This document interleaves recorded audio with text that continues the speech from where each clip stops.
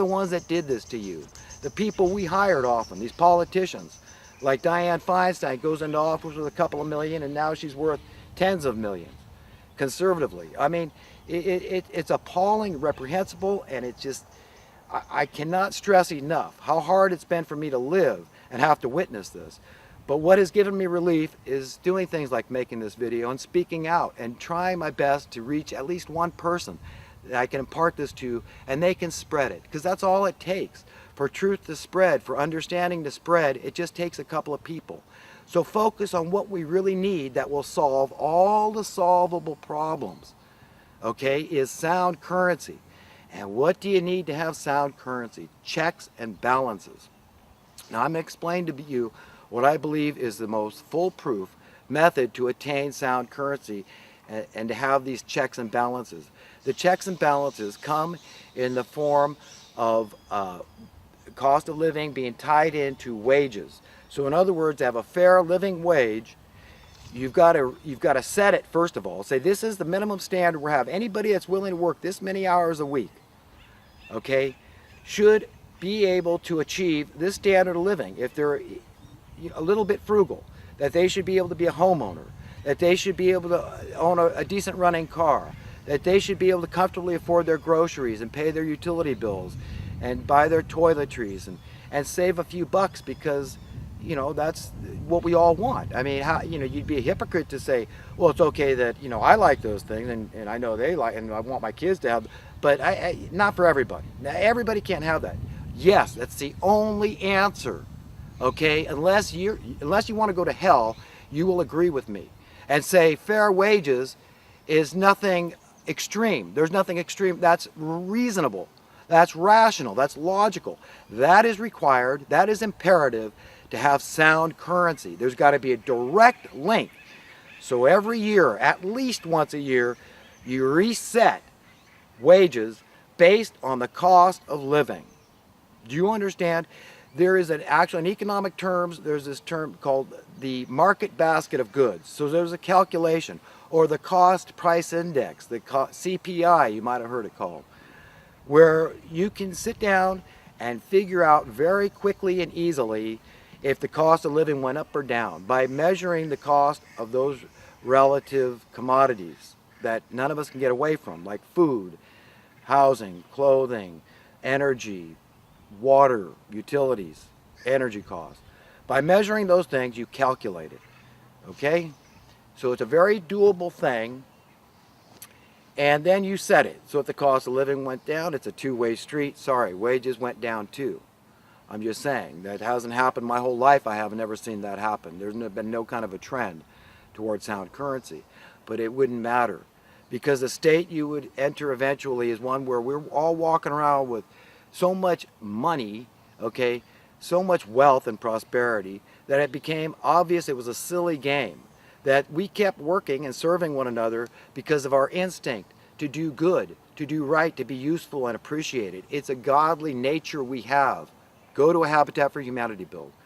Go to a local soup kitchen, and it'll prove my point. What I'm saying is true and right.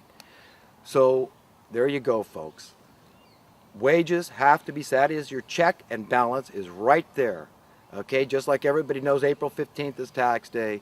You've got a wage reset day based on the cost of living. This is a COLA for not some, but for all the workers, because we agree that all the jobs are important, and that in fact the most important jobs are done by people on minimum wage.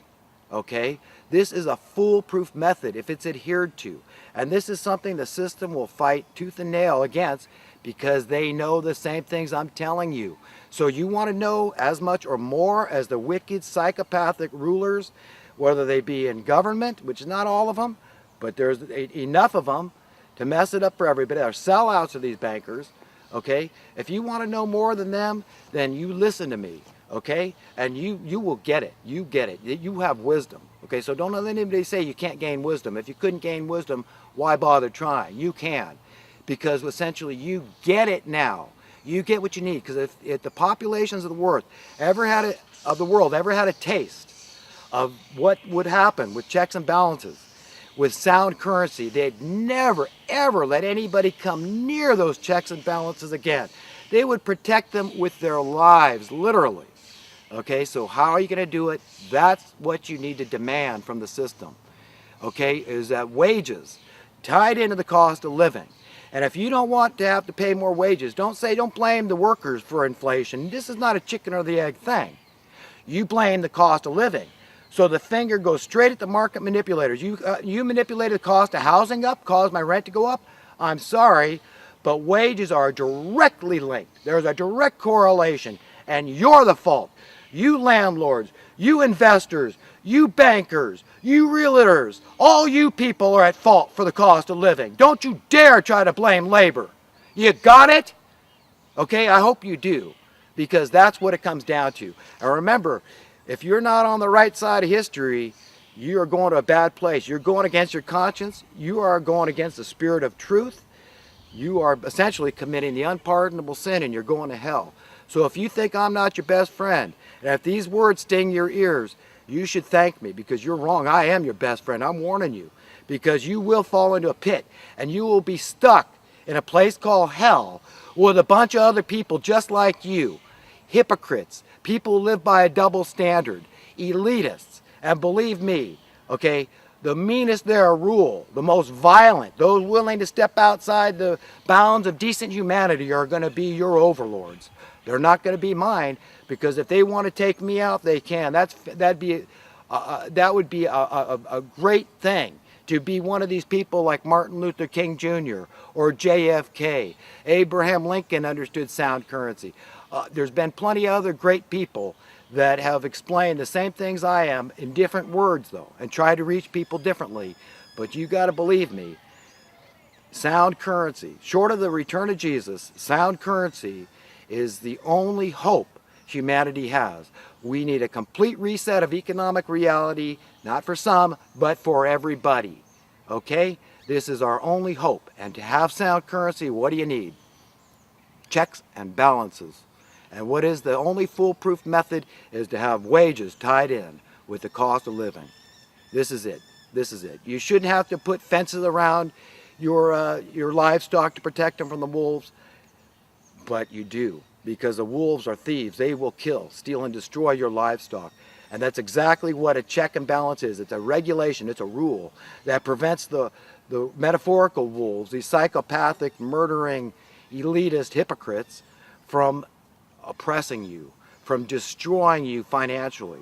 Not only keeping you in debt, but your kids, your grandkids, they'll have us in debt in perpetuity. You think they want the debt issue solved? No, they want more debt. They want to heap more debt on the populations of the world. They want us in debt in perpetuity. They're going to try to take all they can get. It's like a fight to the finish.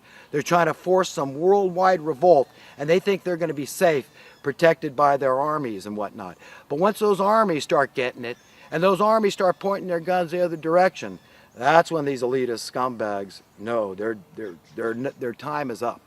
And that time is closing in on them. This time was predicted in the Bible, and Isaiah talked about a day when, metaphorically speaking, their skirts would be lifted over their heads. And with the internet and God helping with the spirit of truth coming upon us, this is happening right before our eyes. So the good news is that it's going to turn around, but the pill to swallow is that